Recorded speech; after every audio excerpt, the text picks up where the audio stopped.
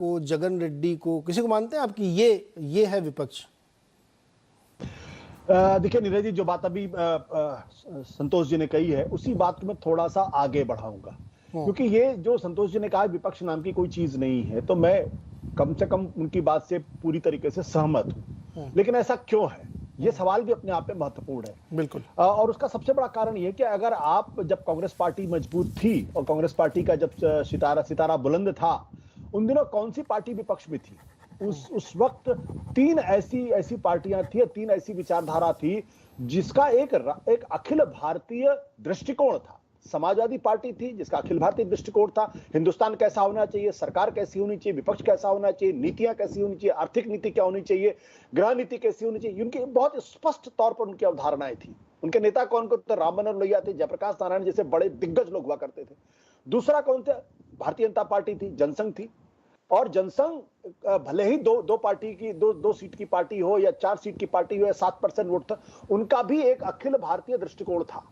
और वो अखिल भारतीय दृष्टिकोण, उससे आप सहमत हो असहमत, लेकिन एक दृष्टिकोण था, हिंदुस्तान कैसा होना चाहिए, इसकी राजनीति कैसी होनी चाहिए, ये सब उनके पास था। कम्युनिस्ट पार्टियां थी, और कम्युनिस्ट पार्टी भले ही 2 राज्यों तक, 3 राज्यों तक सीमित थी, लेकिन उनका भी अखिल भारतीय दृष्टिकोण। आज की तारीख में अगर आप देखें, जो कांग्रेस सिस्टम जो टूटा, उसके बाद जो भारतीय जनता पार्टी का जो सिस्टम बना है, इसमें कोई, कांग्रेस को अगर आप छोड़ दीजिए तो कोई भी ऐसी पार्टी नहीं जिसका अखिल भारतीय दृष्टिकोण हो।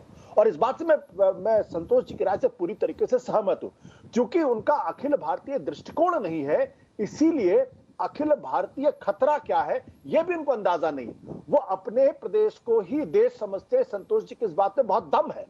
तो आज की तारीख में जो पहले अगर आप देख, तब ज्योति बसु हुआ करते थे, हरकिशन सिंह सुरजीत होते थे, लाल कृष्ण आडवाणी, अटल बिहारी वाजपेयी, देवीलाल, रामकृष्ण हेगड़े जैसे नेता थे। हिंदुस्तान जरूर गरीब था, लेकिन इनके अंदर चिंताएं थी कि भविष्य कैसा होना चाहिए, भारत कैसा होना चाहिए। आज के नेताओं की चिंता सिर्फ इतनी है कि एक तो इनमें से किसी का भी अखिल भारतीय स्वरूप नहीं है, इसलिए भी ममता बनर्जी अपने राज्य के मुख्यमंत्री, उसके बाहर उनको कोई एक एमएलए भी वोट नहीं दे सकता।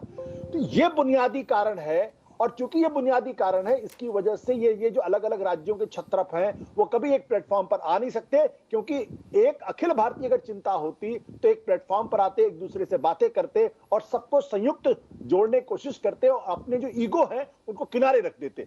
अब बताइए ममता बनर्जी क्या कह रही है? मैं इसलिए उपराष्ट्रपति पद के उम्मीदवार का समर्थन नहीं करूंगी क्योंकि मुझसे कंसल्ट नहीं किया गया। अब ये कोई वैचारिक बात तो है नहीं, ये महज ईगो की बात है। तो अगर आपकी ईगो इतनी बड़ी है तो फिर आप अपनी ईगो में रहिए, तो फिर विपक्ष तो काम करेगा नहीं, और विपक्ष है भी नहीं आज की तारीख में। अगर आप ईमानदारी की बात अगर आप देख ले तो नहीं, बड़ी मार्के की बात आप ले आए आशुतोष जी कि ये मार्केट